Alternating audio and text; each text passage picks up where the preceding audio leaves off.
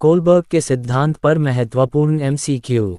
1. Kohlberg किस विकास से संबंधित सिद्धांत के लिए प्रसिद्ध हैं? ए. शारीरिक विकास, बी. भाषा विकास, सी. नैतिक विकास, डी. सामाजिक विकास। उत्तर सी. नैतिक विकास। 2. कोहलबर्ग ने नैतिक विकास के कितने स्तर बताए? ए. 2, बी. 3, सी. 4, डी. 5। उत्तर बी. 3। कोहलबर्ग ने कुल कितने चरण बताए? ए. 4, बी. 5, सी. 6, डी. 7। उत्तर सी. 6, 4। कोहलबर्ग का सिद्धांत किस मनोवैज्ञानिक से प्रभावित था? A. Skinner, B. Freud, C. पियाजे, डी. वॉटसन। उत्तर सी. पियाजे। 5. हाइंस डिलेमा किससे संबंधित है?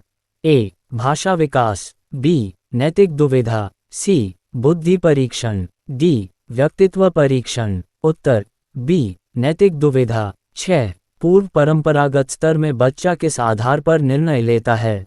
ए. समाज, बी. नैतिकता, सी. दंड और पुरस्कार, डी. कानून। उत्तर सी. दंड और पुरस्कार। 7. दंड और आज्ञापालन अभिविन्यास कौन सा चरण है? ए. चरण 1, बी. चरण 2, सी. चरण 3, डी. चरण 4। उत्तर ए. चरण 1, 8. जो मेरे लिए लाभदायक है वही सही है, ये किस चरण की विशेषता है? ए. चरण 1, बी. चरण 2, सी. चरण 3, डी. चरण 5। उत्तर बी. चरण 2। 9. अच्छा लड़का अच्छी लड़की अभिविन्यास किस स्तर में आता है? ए. पूर्व परंपरागत, बी. परंपरागत, सी. उत्तर परंपरागत, डी. इनमें से कोई नहीं। उत्तर बी. परंपरागत। 10. कानून और व्यवस्था अभिविन्यास कौन सा चरण है? ए. चरण 2, बी. चरण 3, सी. चरण 4, डी. चरण 5। उत्तर सी. चरण 4। 11. सामाजिक अनुबंध अभिविन्यास किस चरण में आता है? ए. चरण 3, बी. चरण 4, सी. चरण 5, डी. चरण 6। उत्तर सी. चरण 5। 12. कोहलबर्ग के अनुसार सर्वोच्च नैतिक स्तर कौन सा है? ए. दंड अभिविन्यास, बी. अच्छा बच्चा अभिविन्यास, सी. सामाजिक अनुबंध, डी. सार्वभौमिक नैतिक सिद्धांत। उत्तर डी. सार्वभौमिक नैतिक सिद्धांत। 13. न्याय और मानवता सबसे ऊपर हैं, ये किस चरण की विशेषता है? ए. चरण 2, बी. चरण 4, सी. चरण 5, डी. चरण 6। उत्तर डी. चरण 6। 14. परंपरागत स्तर में व्यक्ति किसे महत्व देता है? ए. व्यक्तिगत लाभ, बी. दंड, सी. समाज और नियम, डी. खेल। उत्तर सी. समाज और नियम। 15. कोहलबर्ग के सिद्धांत का मुख्य विषय क्या है? ए. बुद्धि, बी. नैतिक निर्णय, सी. भाषा, डी. स्मृति। उत्तर बी. नैतिक निर्णय। 16. निम्न में से कौन सा चरण उत्तर परंपरागत स्तर में आता है? ए. अच्छा बच्चा अभिविन्यास, बी. कानून व्यवस्था, सी. सामाजिक अनुबंध, डी. दंड अभिविन्यास। उत्तर सी. सामाजिक अनुबंध। 17. कोहलबर्ग के अनुसार सभी व्यक्ति किस स्तर तक नहीं पहुंचते? ए. पूर्व परंपरागत, बी. परंपरागत, सी. उत्तर परंपरागत, डी. प्रथम स्तर। उत्तर सी. उत्तर परंपरागत। 18. चरण 3 में व्यक्ति क्या चाहता है? ए. दंड से बचना, बी. लाभ प्राप्त करना, सी. दूसरों की स्वीकृति, डी. कानून बदलना। उत्तर सी. दूसरों की स्वीकृति। 19. नियमों का पालन आवश्यक है, यह विचार किस चरण का है? ए. चरण 1, बी. चरण 2, सी. चरण 4, डी. चरण 6। उत्तर सी. चरण 4। 20. कोहलबर्ग का सिद्धांत मुख्य रूप से किस आयु से संबंधित है? ए. नैतिक सोच के विकास से, बी. केवल बाल्यावस्था से, सी. केवल किशोरावस्था से, डी. वृद्धावस्था से। उत्तर ए. नैतिक सोच के विकास से। 21. कोहलबर्ग के अनुसार नैतिक विकास किस पर निर्भर करता है? ए. केवल आयु पर, बी. अनुभव और सोच पर, सी. केवल शिक्षा पर, डी. केवल परिवार पर। उत्तर बी. अनुभव और सोच पर। 22. चरण 1 में बच्चा गलत कार्य क्यों नहीं करता? ए. समाज के डर से, बी. कानून के कारण, सी. दंड के डर से। डी, नैतिकता के कारण। उत्तर सी, दंड के डर से। 23, मैं तुम्हारी मदद करूंगा यदि तुम मेरी मदद करोगे, ये किस चरण का उदाहरण है? ए, चरण 1, बी, चरण 2, सी, चरण 5, डी, चरण 6। उत्तर बी, चरण 2। 24, कोहलबर्ग के सिद्धांत में कितने उत्तर परंपरागत चरण हैं? ए, 1, बी, 2, सी, 3, डी, 4। उत्तर बी, 2। 25, कोहलबर्ग का सिद्धांत किस क्षेत्र में विशेष रूप से उपयोगी है? ए, कृषि, बी, व्यापार, सी, शिक्षा, डी, इंजीनियरिंग। उत्तर सी, शिक्षा। 26, नैतिक विकास का सर्वोच्च चरण कौन सा है?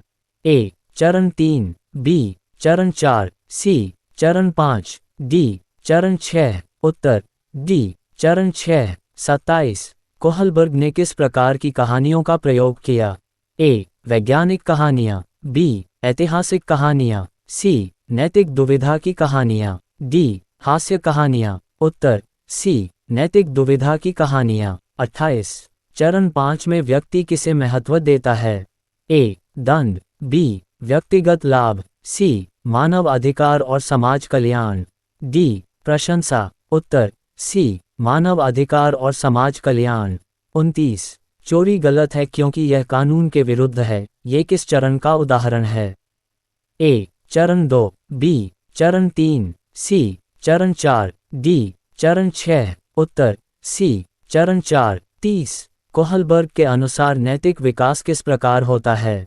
ए, अचानक, बी, जन्मजात, सी, क्रमिक चरणों में, डी, केवल शिक्षा से। उत्तर सी, क्रमिक चरणों में। बी, एफ, स्किनर के सिद्धांत पर महत्वपूर्ण एमसीक्यू। 1, स्किनर किस विचारधारा के प्रमुख समर्थक थे? ए, मानवतावाद, बी, व्यवहारवाद, सी, मनोविश्लेषण, डी, संरचनावाद। उत्तर बी, व्यवहारवाद। 2, स्किनर का सिद्धांत किस नाम से प्रसिद्ध है? A, trial and error, B, classical conditioning, C, operant conditioning, D, insight learning. उत्तर C, operant conditioning. 3, operant conditioning का संबंध किससे है? ए, केवल सोच से, बी, व्यवहार और उसके परिणाम से, सी, स्मृति से, डी, बुद्धि से। उत्तर बी, व्यवहार और उसके परिणाम से। 4, स्किनर ने किस उपकरण का प्रयोग किया? A, puzzle box, B, Skinner box, C, भूल भुलैया, डी, आईक्यू टेस्ट। उत्तर B, Skinner box. 5, Skinner box में कौन सा पशु प्रयोग में लिया गया? ए, बिल्ली, बी, बंदर, सी, चूहा और कबूतर, डी, कुत्ता। उत्तर सी, चूहा और कबूतर। 6, लीवर दबाने पर चूहे को क्या मिलता था? ए, पानी, बी, बिजली का झटका, सी, भोजन, डी, खिलौना। उत्तर सी, भोजन। 7, स्किनर के अनुसार सीखना किससे प्रभावित होता है? ए, वंशानुक्रम, बी, वातावरण, सी, केवल बुद्धि, डी, केवल आयु। उत्तर बी, वातावरण। 8, सकारात्मक पुनर्बलन पॉजिटिव रिइंफोर्समेंट क्या है? ए, दंड देना, बी, व्यवहार समाप्त करना, सी, अच्छे व्यवहार पर पुरस्कार देना, डी, अनदेखा करना। उत्तर सी, अच्छे व्यवहार पर पुरस्कार देना। 9, अच्छे अंक आने पर इनाम देना किसका उदाहरण है? ए, दंड, बी, सकारात्मक पुनर्बलन, सी, लोप, डी, नकारात्मक दंड। उत्तर बी, सकारात्मक पुनर्बलन। 10, नकारात्मक पुनर्बलन नेगेटिव रिइंफोर्समेंट में क्या किया जाता है? ए, दंड दिया जाता है, बी, सुखद वस्तु हटाई जाती है, सी, परेशानी हटाई जाती है, डी, व्यवहार रोका जाता है। उत्तर सी, परेशानी हटाई जाती है। 11, सीट बेल्ट लगाने पर अलार्म बंद हो जाना किसका उदाहरण है?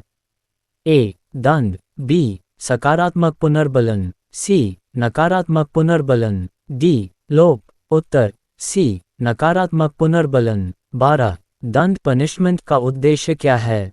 ए, व्यवहार बढ़ाना, बी, व्यवहार कम करना, सी, सीखना रोकना, डी, बुद्धि बढ़ाना। उत्तर बी, व्यवहार कम करना। 13, मोबाइल छीन लेना किसका उदाहरण है?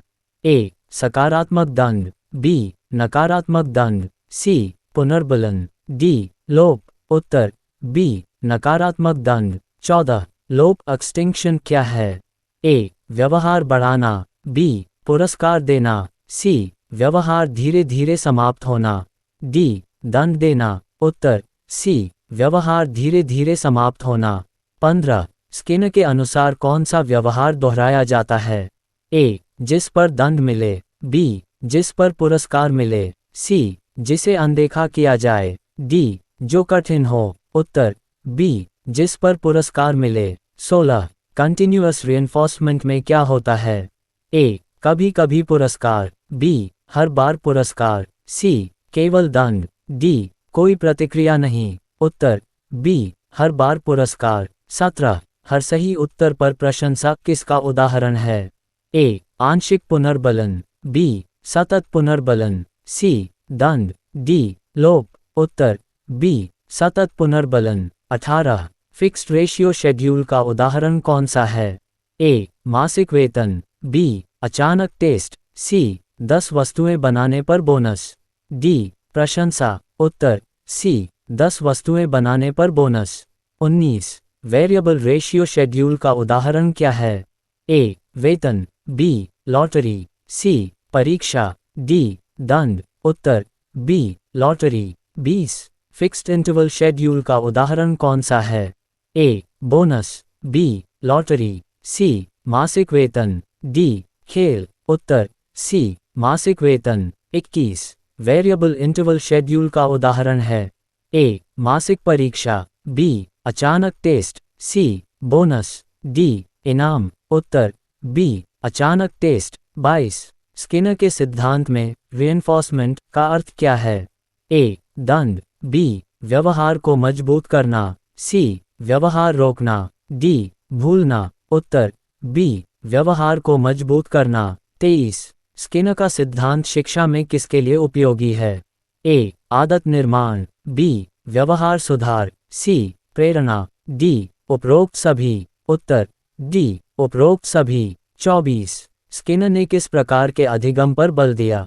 ए अंतर्दृष्टि अधिगम, बी सामाजिक अधिगम, सी क्रियात्मक अधिगम, डी संज्ञानात्मक अधिगम। उत्तर सी क्रियात्मक अधिगम। 25 प्रोग्राम लर्निंग का संबंध किससे है?